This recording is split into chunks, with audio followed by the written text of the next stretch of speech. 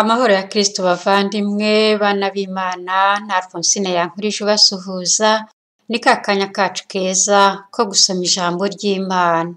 Uyu munsi turakomeza gusoma ijambo ry'Imana mu gitabo cy'iyimuka Misiri, tugeze ku mutwe wa 14, turahera rero ku mutwe wa 14, tugeze ku mutwe wa 16, ni uguhera ku ipaje y'110 kugera ku ipaje y'115 muri Bibiliya Ntagatifu. Dutangirire ku mutwe wa 14. Abanyamisiri bakurikirana Abayisiraheli.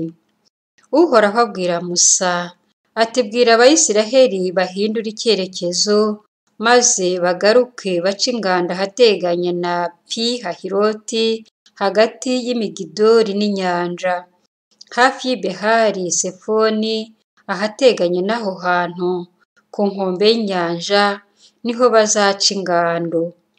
Maze Farawo azabona ubwigamba ku Bayisiraheli ngo dore bayobagurikiye mu gihugu, ubutayu bwabazitiye.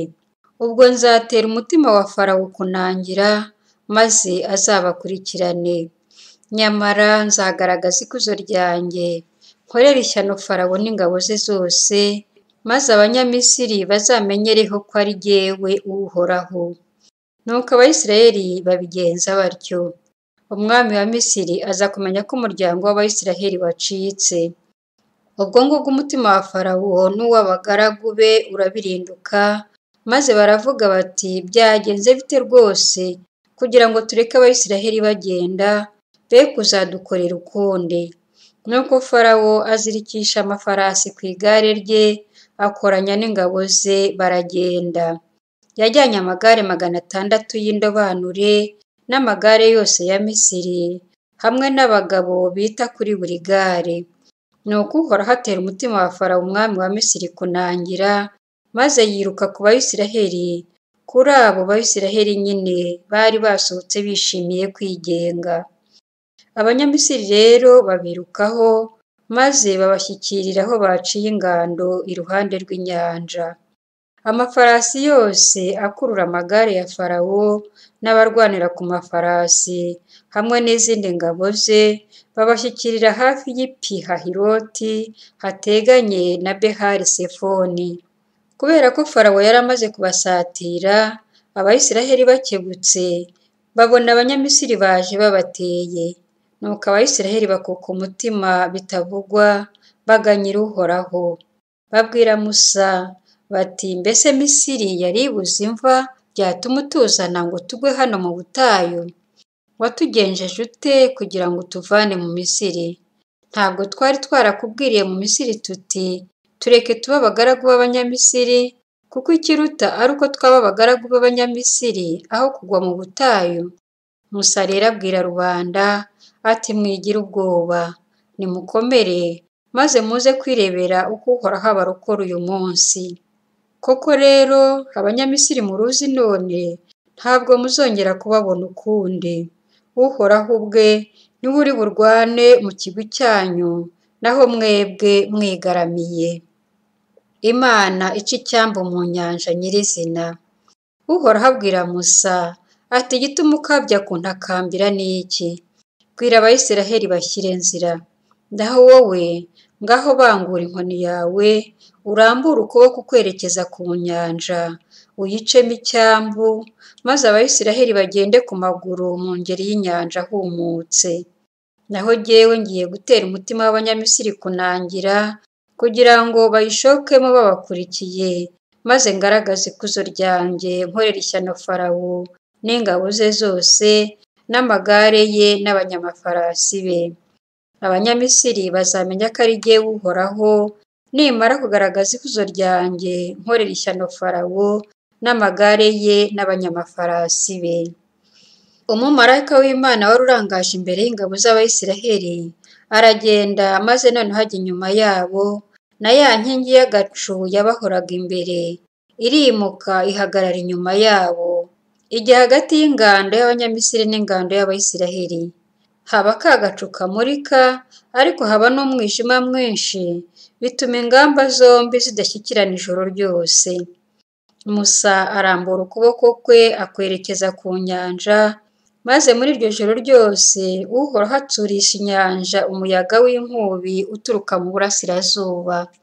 Inyanja irakama, amazi yayo yigabanyamo kabiri, ku buryo Abayisiraheli bagendaga ku maguru mu ngeri y'inyanja, naho amazi yemaraye nk'inkike iburyo n'ibumoso bwabo. Nuko Abanyamisiri babirukaho, amafarasi yose ya Farawo hamwe n'amagare ye n'abanyamafarasi be bashoka mu nyanja nyirizina babakurikiye.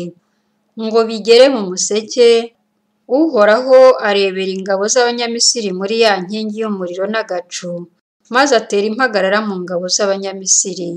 Abuza ibiziga by'amagare yabo kugenda, kuyatwara bikabagora. Ubwo Abanyamisiri barabwirana bati, nimuze duhunge Abayisiraheli, kuko Uhoraho arwana mu kigwi cyabo yibasiye Misiri. Nuko Uhoraho abwira Musa ati, rambura ukuboko kwawe werekeze ku nyanja, kugira ngo amazi agaruke yibumbire hejuru y'Abanyamisiri, hejuru y'amagare yabo n'abanyamafarasi babo. Musa rero arambura ukuboko kwe akwerekeza ku nyanja, maze izuba rigiye kurasa, amazi agaruka mu mwanya yari asanzwemo. Abanyamisiri bakubana bayahunga, ariko Uhoraho yararika Abanyamisiri mu ngeri y'inyanja. Amazi asubiranye atwikira amagare n'amafarasi n'izindi ngabo zose za Farawo zari zashotse mu nyanja zikurikiye Abayisiraheli, ntihagira n'umwe ucika ku icumu. Nyamara Abayisiraheli bo bari binyuriye mu nyanja nyirizina humutse, amazi yemaraye nk'inkike iburyo n'ibumoso bwabo. Nuko uwo munsi Uhoraho akiza Abayisiraheli igitero cy'Abanyamisiri, maze Abayisiraheli babona ku nkombe y'inyanja Abanyamisiri babaye imirambo.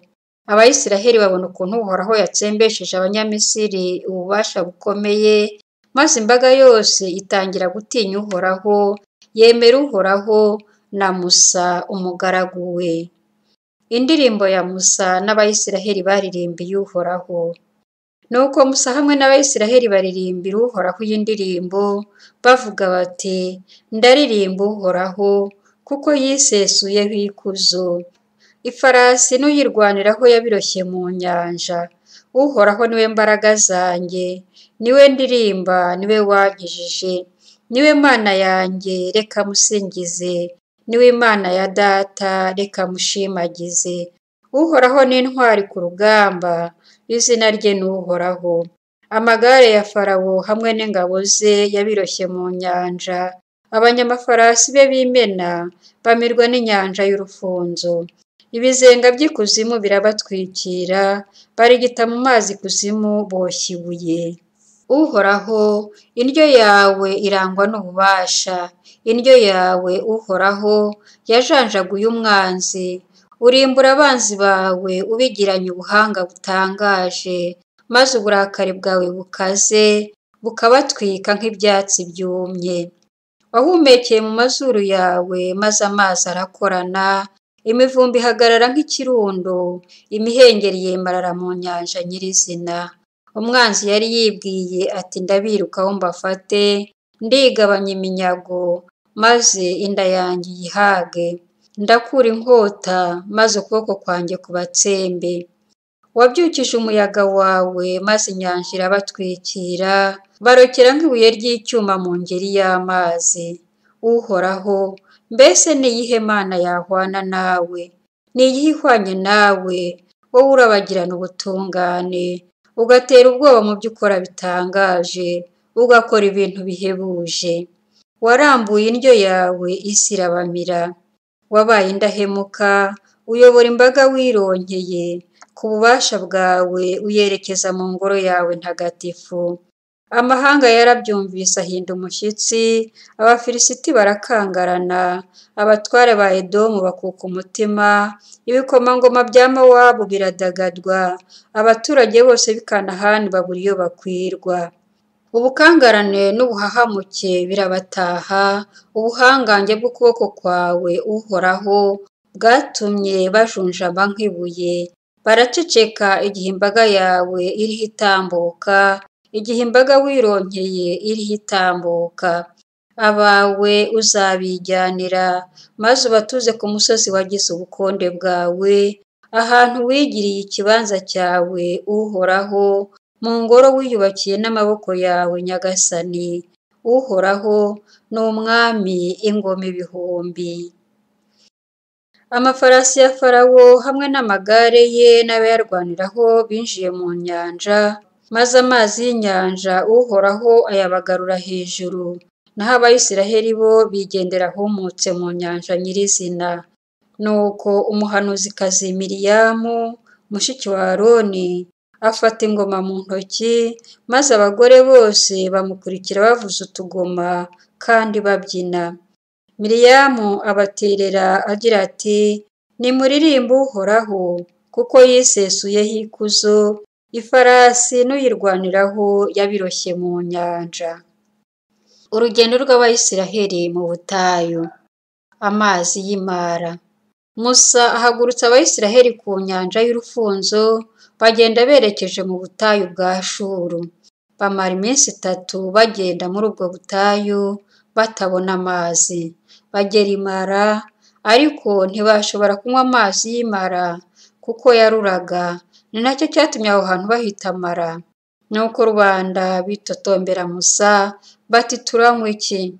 Musa atakambira Uhoraho, maze Uhoraho amurangira igiti cy'ubwoko atarazi. Musa ngo akijugunye muri ayo mazi, amazi ahita aryoha. Aho ngaho niho Uhoraho yabahereye amategeko n'imigenzo bazajya bakurikiza, ni nawe Uhoraho yabageragereje. Hanyuma aravuga ati, niwumva neza ibyo Uhoraho Imana yawe akubwira, ugakora ibitunganye mu maso ye, ugatega amatwi amategeko ye kandi ugakurikiza amateka ye yose, ntabwo nzaguteza icyago na kimwe mu byo natesha Abanyamisiri, kuko ari jye Uhoraho ugukiza. Amaherezo bagera ahitwa Elimu, hari amasoko 12 y'amazi n'ibite 70 by'imikindo. Nuko baca ingando aho ngaho iruhande rw'amazi.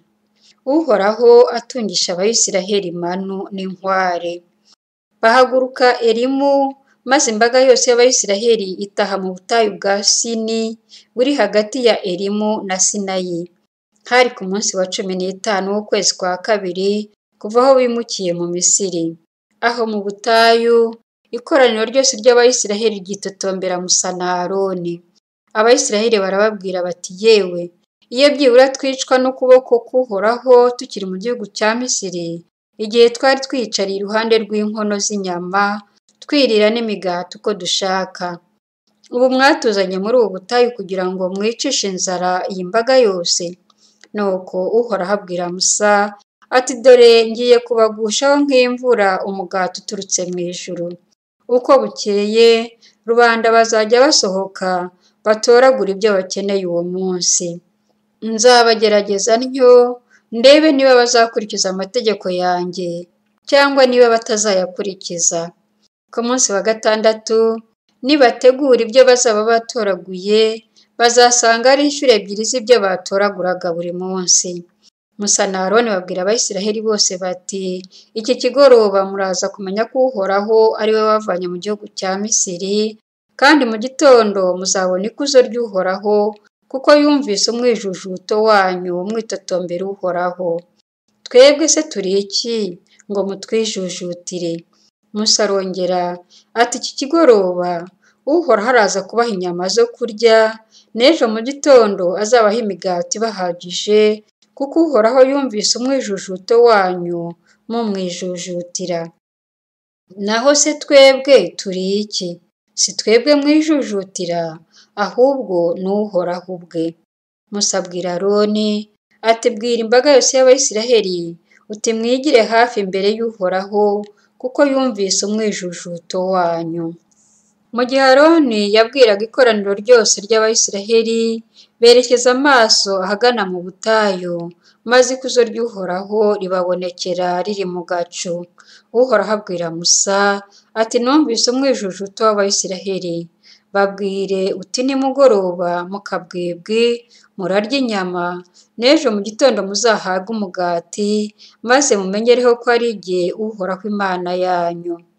Ngo bugorobe haduka inkware zigwa ari nyinshi mu ngando, Na mu gitondo basanga mu mpande z'ingando hatonze ikime kibambitse. Icyo kime kimaze kweyuka, babona mu butayu utuntu tumeze nk'utubuto twererana nk'urubura ku butaka. Abayisiraheli baritegereza, maze barabazanya bati manu, ari byo kuvuga ngo iki ni iki? Ko batari bazi icyo ari cyo. Musa arababwira ati icyo ni umugati uhoraho abahaye ngo murye. Dore icyo uhoraho yabategetse. Buri muntu atoragura ibihwanye n'ibyo abashije kurya, mutoragure omeru imwe kuri buri muntu, bikurikije umubare w'abantu bo mu ihema rye. Abayisiraheli babigenza batyo. Baratoragura, bamwe byinshi abandi bike. Hanyuma agapimisha omeru, uwabaga yatoraguye byinshi ntagire na busa arenzaho, kandi n'uwabaga yatoraguye bike ntatubirwe na busa. Mbese buri muntu yatoraguraga ibyo yari abashije kurya. Andi mabwiriza yerekeye manu. Musa arababwira ati ntihazagire ugira icyo araza. Nyamara bamwe ntibumvira Musa, bagira ibyo babika kugeza mu gitondo, ariko hazamo inyo biranuka. Nuko Musa arabarakarira. Kuva ubwo buri gitondo bakajya batoragura ibihwanye n'ibyo buri muntu abashije kurya, izuba ryava ibisigaye bigashonga. Ku munsi wa gatandatu batoragura ibyo kurya bihwanye n'inshuro ebyiri, omeru ebyiri kuri buri muntu. Abakuru b'imbaga bose baza kubimenyesha Musa. Arabasubiza ati ibyo ni byo Uhoraho yavuze. Ejo ni umunsi w'ikiruhuko, isabato y'Uhoraho. Nimuteke ibyo mufite guteka, mushyushye mu mazi ibyo mufite byo gushyushya mu mazi, maze ibisagutse mubizigamire umunsi ukurikiyeho. Babizigamira umunsi ukurikiyeho nk'uko Musa yari yabitegetse. Nyamara byo ntibyagaga kandi ntibyagwa inyo.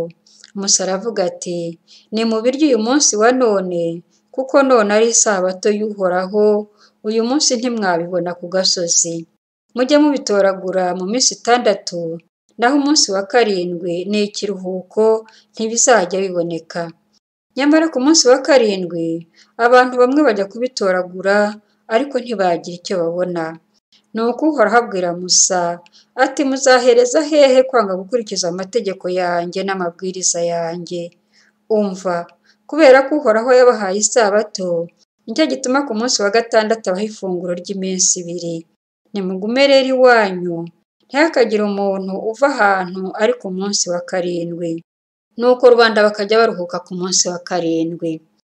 Inzu ya Isiraheli ibyita izina rya manu.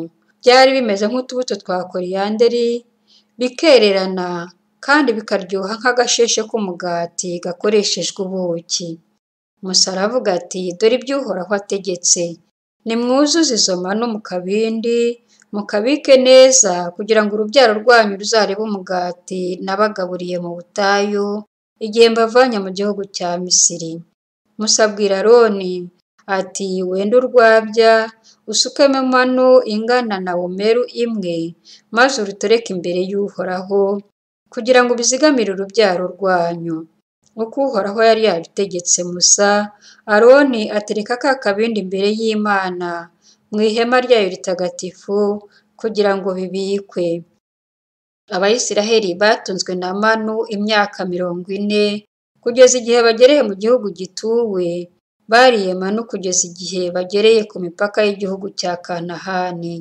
Omeru ni igipimo gihwanye na 1/10 cy'igipimo bita efa. Nimwakire ijambo ry'Imana.